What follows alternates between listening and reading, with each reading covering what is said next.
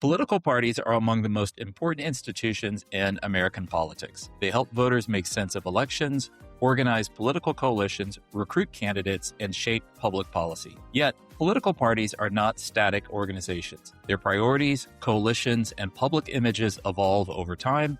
Few developments have reshaped a party's public image more dramatically than the rise of Donald Trump and the MAGA movement within the Republican Party.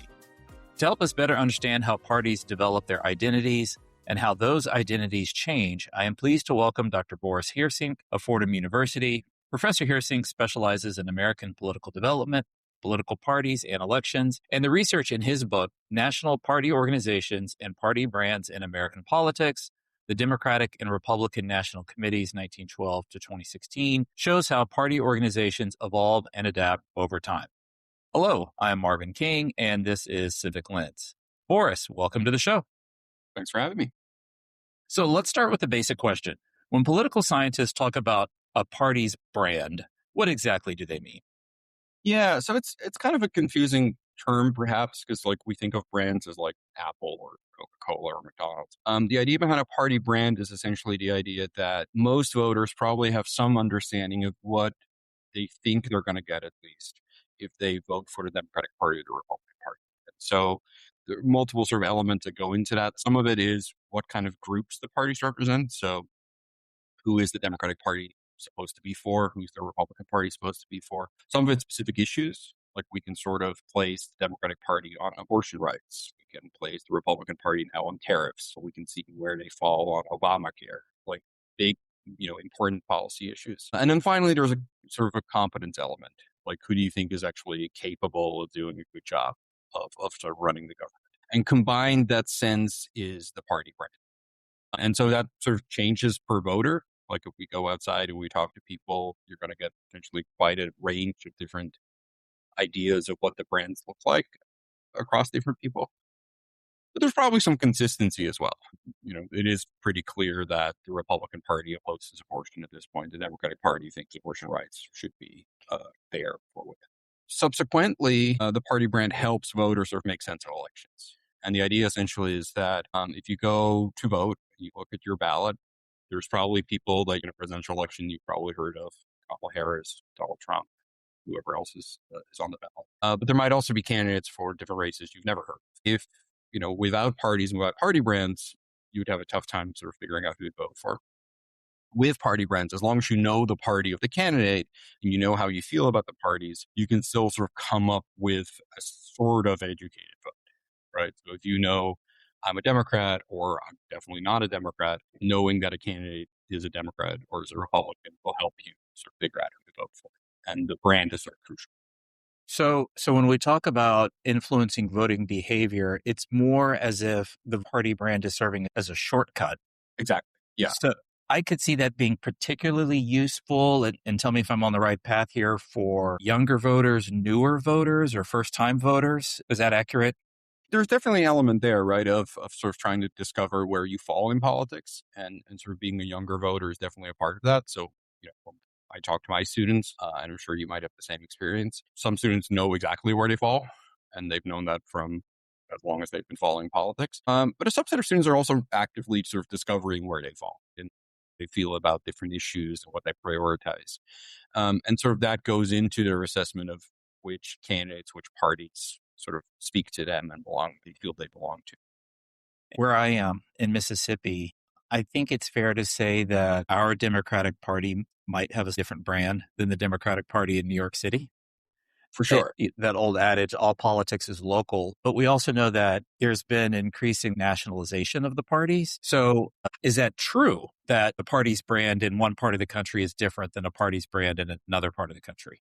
Yeah, so that's still true today, right? There are still going to be distinctions between sort of locally different states and even within states, right? What local politicians prioritize and care about. Some of that just has to do with what's relevant, right? Like people running for office in New York City, where I live, have probably different things that they have to deal with than if someone's running for office in Mississippi, just because they're very different places. Some of it does have to do with sort of catering towards your sort of voting audience in different ways. When you look at it historically, we're now at an era where those kind of differences between what the Democratic Party brand looks like across different areas of the country versus what it used to be is much, much smaller now.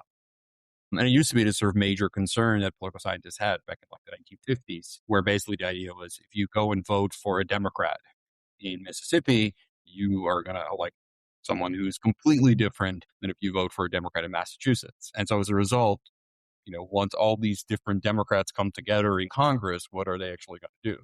And for voters, it'd be very difficult to predict what you're going to get. That level of sort of prediction is a lot easier now than it used to be. I remember 10 or 15 years ago when Mitt Romney was governor of Massachusetts, telling my students that had he been running in Mississippi, he may have had to run as a Yeah, Democrat. for sure. I mean, Romney's big achievement in Massachusetts was essentially universal health care. That would be a tough sell as a Republican in a lot of other places. For years, I told my students that the GOP stood for low taxes, less government regulation, personal freedoms. But then Donald Trump entered the political fray. So could you talk about how the Donald Trump era has changed the Republican Party brand? Yeah, it's an interesting question because there's a lot of consistency, I think, across sort of from basically the Reagan era of the Republican Party until today. Like low taxes, Reagan was sort of the first major sort of force arguing for that. We've seen every Republican president and every Republican presidential candidate sort of embrace that. Since then, Donald Trump is very much part of that tradition. So in that sense, he sort of follows that. Less government regulation, clearly, the kind of policies we've seen, particularly in the second term, not just less regulation, but also just less government, which again is very much a sort of Reagan era way of thinking about what the Republican Party should be doing. Personal freedom is always sort of a tricky one with sort of the Republican Party. To some extent, there's an element of like personal freedom for things the Republicans like, but not so much for things they don't necessarily like. To some extent, there is a lot of consistency. There is definitely a difference in some things that were already bubbling up, but have really come to the fore during the Trump era. So like immigration being a core issue. George W. Bush was pushing for comprehensive immigration reform. That is the kind of bill that, similar to like Mitt Romney having to run as a Democrat, like if you wanted to push for that now, you would only get Democratic support, basically. So that's something where we have seen change. And then beyond that, it's really just the scope of it. It's one thing to say we want less government regulation, but actions to sort of take out entire departments without congressional votes. Up until very recently, Republicans would point to USAID as like a great success story of like, we are literally saving lives. We're doing towards work. Marco Rubio, Secretary of State, was one of the people who a couple of years ago celebrated USAID as a major success story. And now is part of dismantling. So in that sense, it's a much more extreme version of, you could argue Reagan Republicans have sort of been promising they wanted to do, and Trump is actually doing a lot. I can think of two examples to buttress your point. You mentioned education, and Reagan had campaigned on eliminating the Department of Education, but it's Trump who's actually moving in that direction. Yeah, for sure. And then Reagan and, as you said, Bush both had comprehensive immigration reform. And now with Trump, it's a different tact. Yeah.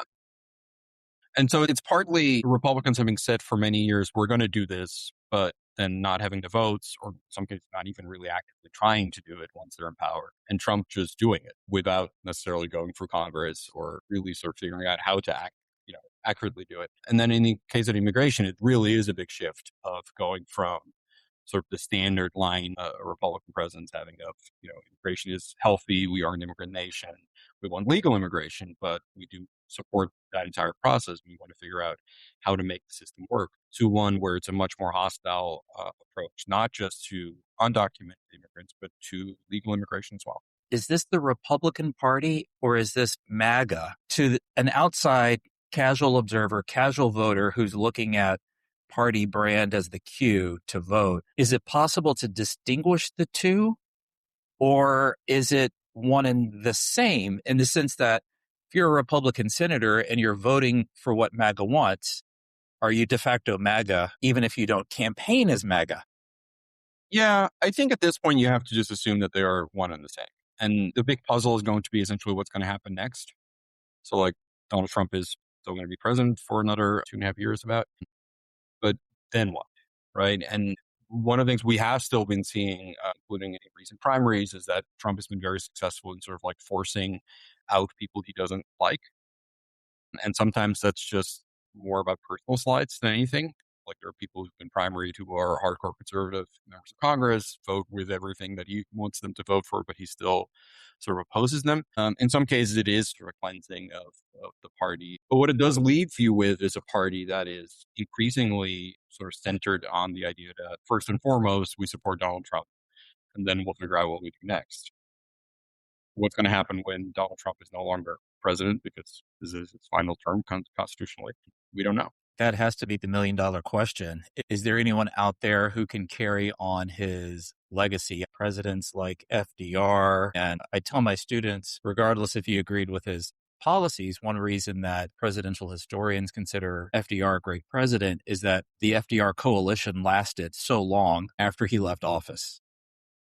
Yeah, and one of the fascinating things about the New Deal is again, you can feel about the government and the role of the government any way you want, but it produced actual benefits for people and also actual sort of benefits that people really didn't want to lose.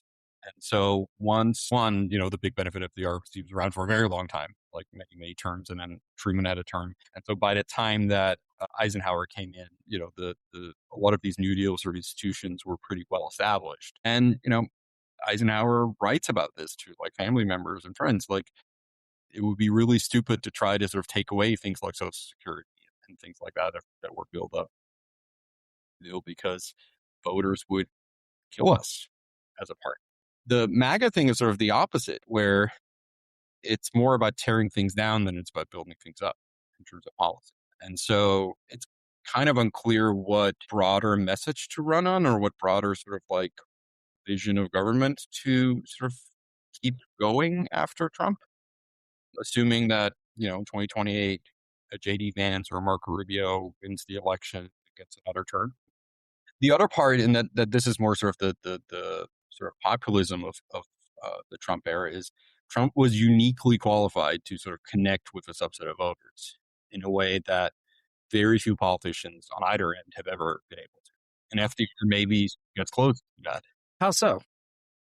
It's just a fascinating connection. And it's one of those things where, like, most political scientists are probably more on the liberal end of things. And even if they're not on the liberal end, they're, plenty of people I know who are conservatives, they're not generally Trump fans. So we really come at this from like a sort of a disadvantage in terms of understanding it, where when I see a Trump rally, especially back in 2015, 2016, it was certainly amusing. Like there were elements where there was a showmanship to it or that was appealing.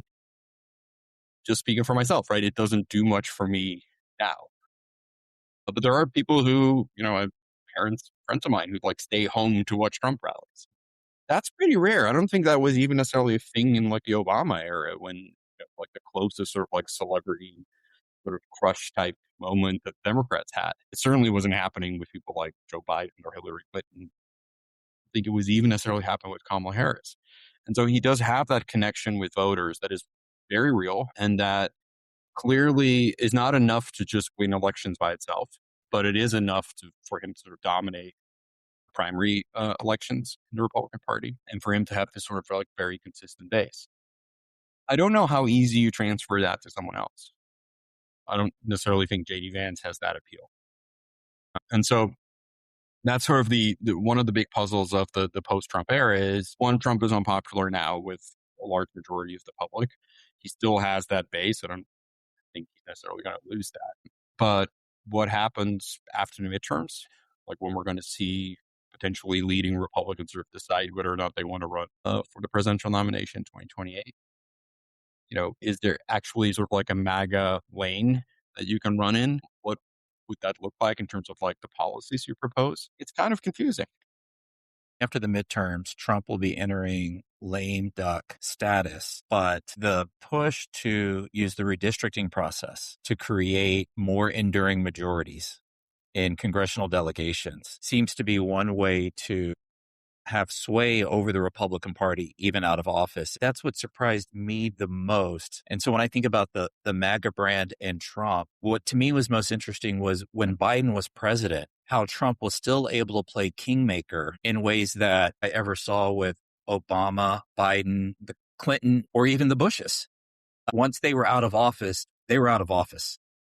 You see these people pop up, right? They pop up at national conventions to give a speech, popular former presidents will campaign occasionally with candidates in like swing states and things like that. But the extent to which Trump was still involved in sort of day-to-day politics post 2020 was pretty unusual. Of course, he also announced very quickly that he was running for president again. So there was that element that he was also an active candidate. Some of it has to do with the nature of the 2020 election and the fact that Trump denies that he lost, and that managed to become at least a popular enough concept among enough sort of conservative news media and certainly voters. That sort of became the alternative reality that was shared.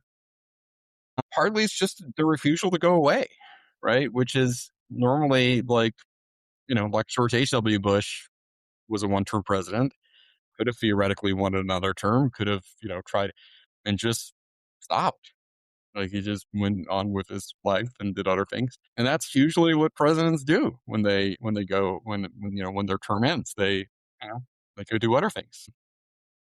And this is sort of where the lame duck version of Trump is also going to be interesting, where like usually in the last 2 years of your second term, you accept that, political life moves on and that the focus is going to be on who's the next nominee of your party, who's going to be the nominee for the other party. You need to give some space to the people in your party to sort of develop their own arguments and sort of distance themselves from you. None of that sounds like something Donald Trump is particularly well equipped to do and also not interested in doing. And so it's going to be sort of interesting. Like, how do you run for president in the Republican Party while both essentially saying that Trump is right about everything all the time, but also acknowledging that maybe things need to be a little different to win back sort of the swing voters that are frustrated with oil prices and gas. I think it's very fair to say that Trump does not share the stage well. It'll be interesting to see how Republicans treat those 2 years where he's a lame duck. And if you start to see challengers, and also if you see Republicans come back to the party who were the never Trumpers, but that didn't mean that they were Democrats by any means. And so maybe they've sat out some elections. And I'm curious if they will try to restore the Republican Party brand or redefine it away from MAGA. But I don't know if they have the numbers to do so. Well, it also usually, and this is sort of the argument I make in my book, and this is building on like other people's like Dan Gelman, Daniel Klinger. So there is this issue of sort of it's good to lose to have to sort of refigure out what you're all about and sort of come up with a different way to sell yourself to voters. And traditionally, at least, national party organizations are really good at sort of taking the lead after a lost presidential election to say, okay, well, we lost. What do we need to do better next time? And sort of and often those efforts were maybe not successful. And certainly they always reflected sort of like ideological preferences first and foremost. But they did reflect the sort of actual desire to, improve. One of the problems the Republicans have is that after 2020, they didn't really have that process, partly because Trump was still there and partly because sort of the new reality became like, well, we didn't actually lose. So if you didn't lose, you don't have to change. So I think in 2028, you kind of just have to go with what the Republican Party is as it exists now under Trump. Like, Trump isn't going to be nice to you if you say, look, Trump is great, but we should do all these things differently than he's doing. Like, he doesn't like that. Post 2028, assuming that the Republicans actually lose, they're going to have to first actually accept that they lost. And that's not been a standard thing anymore. It used to be that's just how it works, right? You lose an election, you accept that you lose an election, and then you use that as an incentive to sort of improve, update, change. That's not a given. I think a great example of what you're referencing is in 2020, the Republican Party at the convention did not submit a new platform. They just essentially said speeches are our platform. Whatever he says is our platform. They actually at first were like, well, we'll just copy paste what we had in 2016, but that included a lot of criticism of Obama and sort of like the current president is bad. So that didn't work. That was the first time basically since the invention of national conventions in the 1830s that one of the major parties did not have a platform. And to be fair, like we're always sort of like skeptical of platforms. Like, do people actually read them? Do people know what's in them? Do politicians actually care about them post-election? All that is debatable, but it does force the party as a national institution to sort of come together and say, this is what we care about. This is what we want to do. This is what we're going to prioritize. These are the people that we care about. And so to sort of skip that and say like, well, whatever Donald Trump says, the party is what it is. It's pretty unique. Once again, I've had Boris Heersink from Fordham University. We could do, we don't have time, but we could do a whole other episode on issues within the Democratic Party and how they are moving on from the laws. We know they had their so-called autopsy not that long ago. So both parties certainly have their own internal issues to work on. I always like to end by encouraging listeners to continue learning after the episode. So in addition to your books, National Party Organizations and Party Brands in American Politics, as well as Republican Party Politics in the American South, 1865 to 1968, do you have anything that you would recommend to anybody who wants to learn more about this subject? Yeah, there's thankfully no shortage of materials. But one book that literally just came out is Steph Mascott's The Elephants in the Room, which is basically him looking at how did the Republican Party respond to the 2020 election loss and sort of within the party, the kind of sort of debates and choices that were being made. And Steph also wrote a book after the 2016 election looking at the Democratic Party. So it's a nice sort of comparison between sort of response to both losses. I actually had Seth on the show earlier. So that's fantastic. Yes, that's a full circle moment. Great recommendation. And I'll just also say that Seth has a Substack for people who want to keep up day to day. So once again, Boris Heersink, thank you very much for your time. Really appreciate it. Thanks for having me.